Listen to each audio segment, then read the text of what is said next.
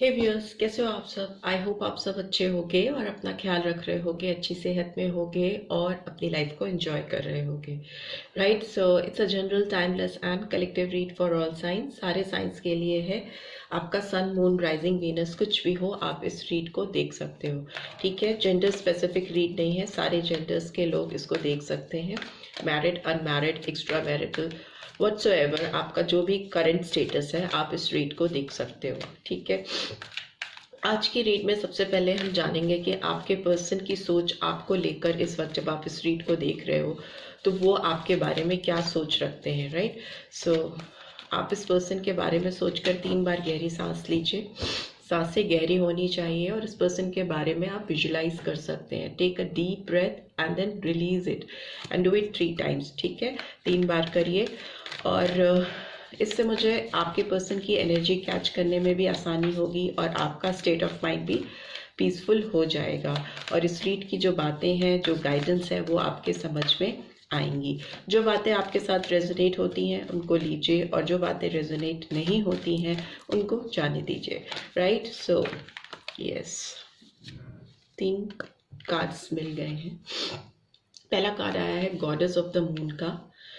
ठीक है, बहुत पाइसन साइन निकल के आया है। मीन राशि बहुत स्ट्रांगली निकल के आई है। 7 नंबर, जुलाई मंथ इम्पॉर्टेंट हो सकता है। And we have broken heart, number 9।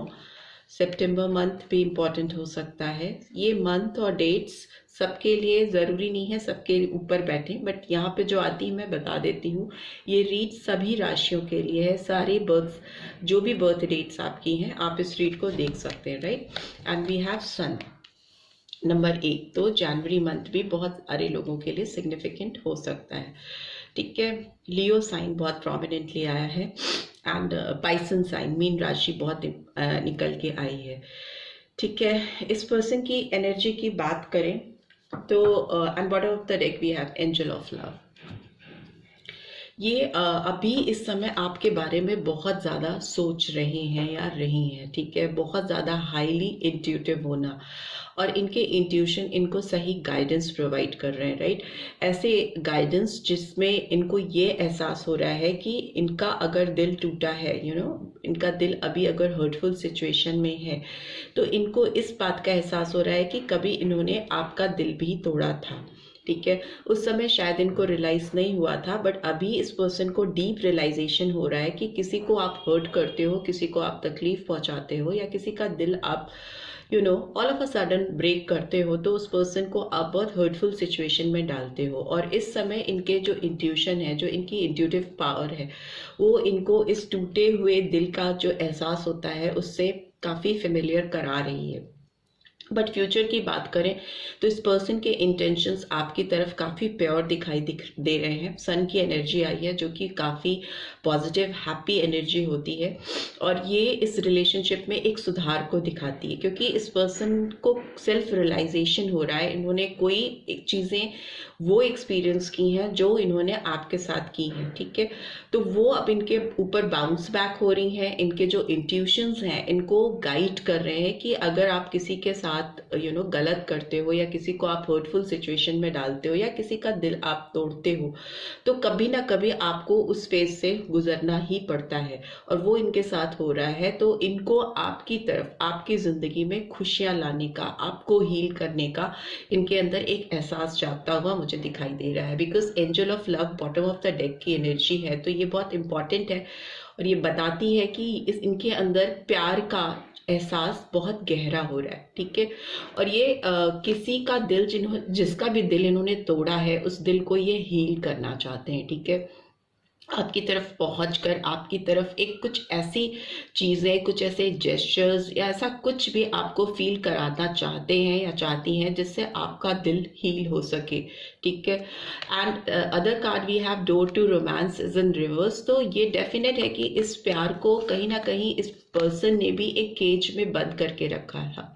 अपनी फीलिंग्स को, अपने एहसास को रिवील नहीं होने दिया था आपके सामने। में भी इन्होंने जब आपको हर्ट किया था तो ये खुद भी बहुत हर्ट हुए थे या हुई थी, बट अभी मुझे लगता है कि इस प्यार को इस केज के बाहर लेके आना चाहते हैं, आप तक इसका एहसास पहुंचाना चाहते हैं, अपनी फीलिंग्स आप तक ट्रांसफर करना चाहते हैं और अपने किसी भी बंधन में, अगर किसी जकड़न में अपनी फीलिंग्स को इन्होंने बांध के रखा था, तो उससे अपने आप को फ्री करते हुए, मुक्त करते हुए दिखाई दे रहे हैं।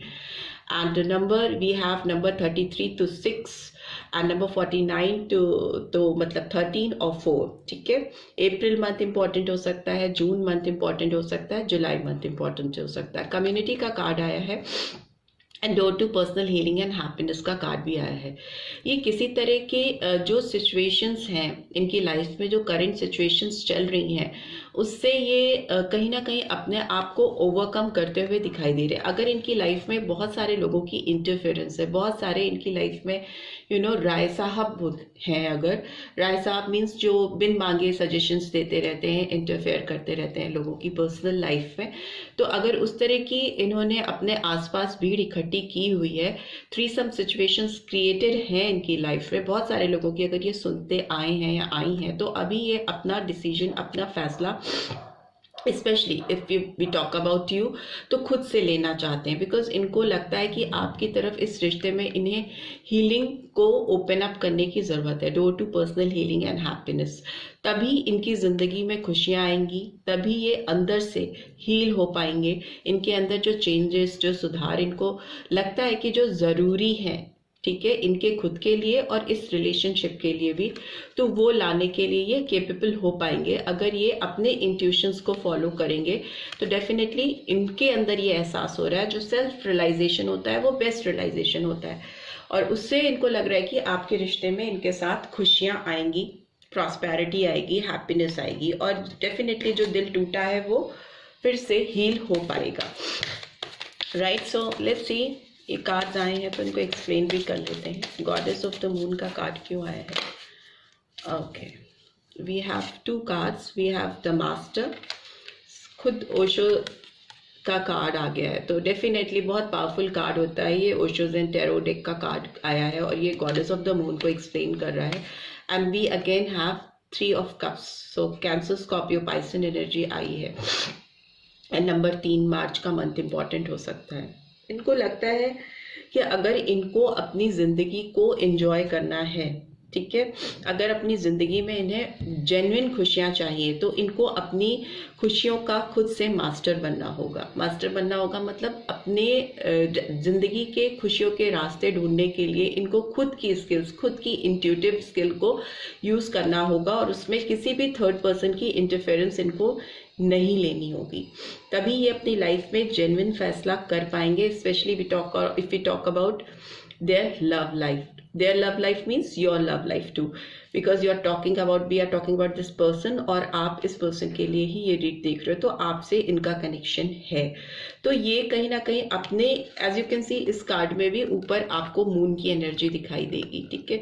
तो इसमें ये दिखा रहा है ये कार्ड कि अगर आपको अपनी जिंदगी में सुख, शांति, प्रॉस्पेरिटी और सच्चा प्यार चाहिए, तो आपको अपने विवेक का इस्तेमाल करना होगा, और अपनी जो मास्टरी है या आपकी जो एक्सेलेंस है उसको यूज करके अपनी लाइफ में क्लैरिटी, ट्रांसपेरेंसी लाने की जरूरत है, और किसी भी थर्ड पार्टी इंटरफेरेंस को दूर करने की जरूरत है। कहीं ना कहीं बहुत ज्यादा पावरफुल इन्फ्लुएंस मुझे दिख रही है इनकी जिंदगी में किसी थर्ड पार्टी की, ठीक है। ब्रोकन हार्ट का कार्ड क्यों आया है, प्लीज डिवाइन गाइड करें। ओके, दो कार्ड्स आ रहे हैं। We have breakthrough and then we have awareness, ठीक है। तो इनको जब रियलाइजेशन हो रहा है, जो डीप रियलाइजेशन हो रहा है, उससे ही इनकी जिंदगी में एक ब्रेक थ्रू पॉइंट आ रहा है। ब्रेक थ्रू पॉइंट वो होता है जब आपको खुद के झटके लगते हैं, ठीक है। आपको खुद ऊपर से, ऊपर वाला डिवाइन आपको एहसास कराता है कि भाई आपने ये गलतियां की हैं, अब इनके आउटकम ये है, इसलिए आपकी जिंदगी में ये सिचुएशंस आ रही है, ये कॉन्सिक्वेंसेस आपको फेस करने पड़ रहे हैं। तो वो ब्रेक थ्रू पॉइंट हमें इनकी जिंदगी में आता हुआ दिखाई दे रहा है, जिसकी वजह से इनके अंदर अवेयरनेस आ रही है। ये अपना बहुत ज्यादा डीप शैडो वर्क करते हुए दिखाई दे रही हैं। अपने अंदर की जो नेगेटिव साइड है उसको ओवरकम करने की कोशिश कर रहे हैं। एज यू कैन सी इस कार्ड में आपको शैडो दिखाई देगी, और ये जो शैडो होती है आपको मिसलीड करती है। आपको शैडो वर्क करना मतलब आप क्लैरिटी की ओर बढ़ते हो। आपकी जो फॉगी साइड होती है, जो डिफिकल्ट साइड होती है, जो आपका दिमाग आपको नेगेटिव चीजों के लिए प्रेरित करता है। आपके दिन भर में 24 घंटे में नेगेटिव थॉट्स बहुत गुना ज़्यादा होते हैं पॉजिटिव थॉट्स के, ठीक है। तो अगर उन पे आप काम करना सीख जाओ, कैसे अपनी नेगेटिविटी को कंट्रोल करना है या किसी नकारात्मक फीलिंग को कैसे हैंडल किया जा सकता है, कैसे टैकल किया जा सकता है, उस पे ये पर्सन काम कर रहे हैं। और ये यूं ही नहीं काम कर रहे हैं, ये इसलिए कर रहे हैं क्योंकि इनका दिल खुद से हर्ट हुआ है, और वो हर्ट हुआ ही इसलिए है क्योंकि डिवाइन इंटरवेंशन दिखाई दे रहा है, जिससे कि इस पर्सन के अंदर अवेयरनेस आ सके, रियलाइजेशन, सेल्फ रियलाइजेशन आ सके। तभी मास्टर का कार्ड आया है यहाँ पे। एंड द सन का कार्ड क्यों आया है, प्लीज डिवाइन गाइड करें। Okay, the source, again source की एनर्जी आई है, तो इसका मतलब कि यहाँ पे एरीज, लियो, सैजिटेरियस साइन आया है। एंड यहाँ पे स्कॉर्पियो साइन आया है, वृश्चिक राशि आई है, ठीक है। मुझे लगता है कि इस पर्सन का जो जहाँ से इनका आपके साथ ये रिलेशनशिप शुरू हुआ था, जहाँ से ओरिजिन हुआ था इस रिलेशनशिप का, ये पर्सन वहाँ से काम शुरू कर रहे हैं, एकदम स्क्रैच रूट से काम कर रहे हैं। We have got bottom of the deck, we have flowering, ठीक है। सो वो बेसिक स्ट्रक्चर जो है आप दोनों के प्यार का, जहाँ से आप मिले थे इस पर्सन से, जहाँ से आपका रिश्ता शुरू हुआ था, वहाँ से लेकर अब तक की अपनी जर्नी को पूरा एनालाइज करते हुए दिखाई दे रहे हैं या दे रही हैं। और इनको लग रहा है कि इस रिलेशनशिप में ये ब्लॉसमिंग कंडीशन, ये फ्लावरिंग कंडीशन लेके आ सकते हैं, ठीक है।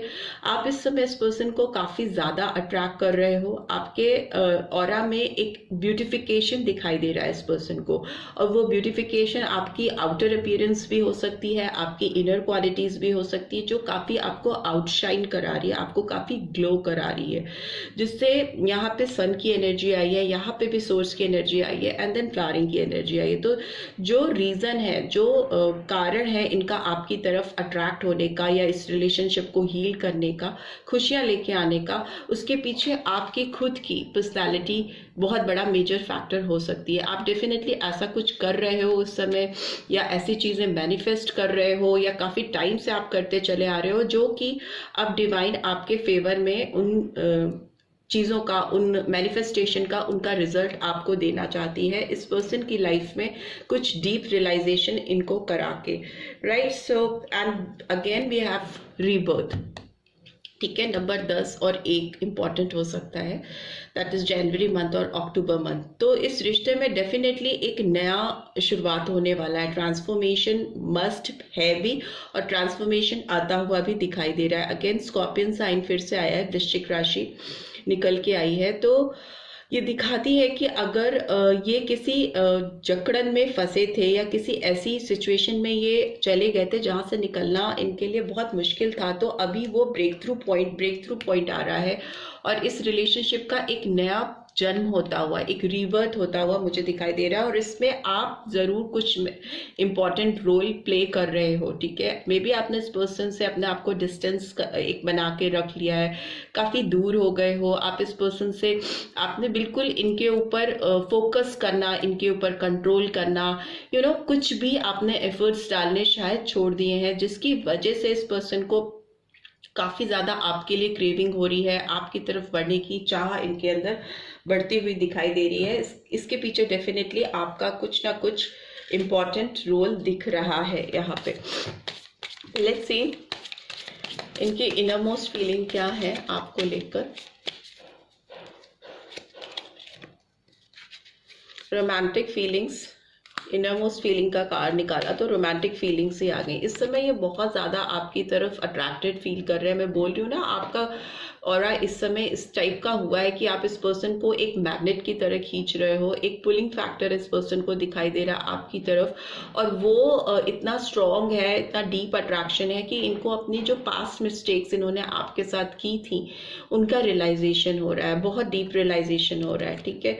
सो लेट्स सी और क्या फील कर रहे हैं ये। We have stay optimistic about your love life.